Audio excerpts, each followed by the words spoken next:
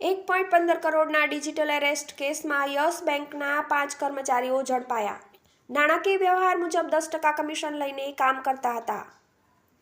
સેટેલાઇટમાં રહેતા senior citizen case થયો હોવાનું કહીને 1.15 કરોડ રૂપિયા પડાવી લીધા હતા. કેસની તપાસમાં અનેક મોટા ખુલાસાની શક્યતા.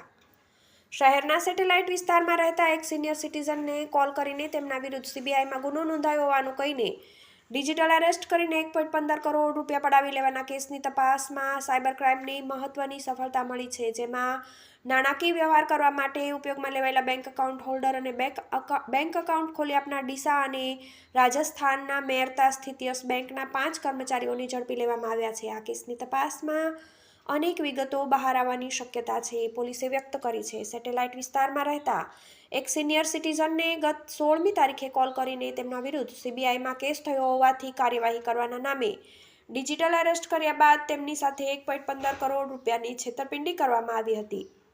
આ અંગે અમદાવાદ સાયબર ક્રાઇમ સેલમાં ફરિયાદ નોંધાવવામાં આવી હતી, જેના આધારે એસીપી હાર્દિક માકડિયાએ નાણાકીય વ્યવહારની વિગતોને આધારે બેંક એકાઉન્ટની માહિતી એકઠી કરી હતી, જેમાં યસ બેંકની ડીસા બ્રાન્ચ અને રાજસ્થાન સ્થિત મેરતા બ્રાન્ચના કર્મચારીઓની સંડોવણી સામે આવતા પોલીસે જીગર જોશી રહેવાસી રત્નાકર સોસાયટી ડીસા, જતીન ચોખાવાલા રહેવાસી શુકન બંગલોઝ ડીસા, દીપક સોની રહેવાસી રત્નાકર સોસાયટી ડીસા, માવજી પટેલ રહેવાસી કુડા ગામ ડીસા અને અનિલ મંડા રહેવાસી દેગાના જિલ્લો નાગોરને ઝડપી લેવામાં આવ્યા હતા. પોલીસની પ્રાથમિક તપાસમાં જાણવા મળ્યું હતું કે જતીન ચોખાવાલા અને દીપક સોની ડીસામાં આવેલી યસ બેંકમાં પર્સનલ બેન્કર તરીકે નોકરી કરે છે, જ્યારે માવજી પટેલ ડીસાની યસ બેંકમાં ડેપ્યુટી મેનેજર તરીકે 3 વર્ષથી નોકરી કરે છે, તેમજ અનિલ મંડા યસ બેંકની જ મેરતા બ્રાન્ચમાં પર્સનલ બેન્કર તરીકે નોકરી કરે છે. આરોપીએ ચાઇનીઝ ગેંગ માટે બેંક એકાઉન્ટ ખોલી આપવાની ગેરકાયદેસર કામગીરી કરતા હતા, જેના બદલામાં તેમને 10% સુધીનું કમિશન મળતું હતું.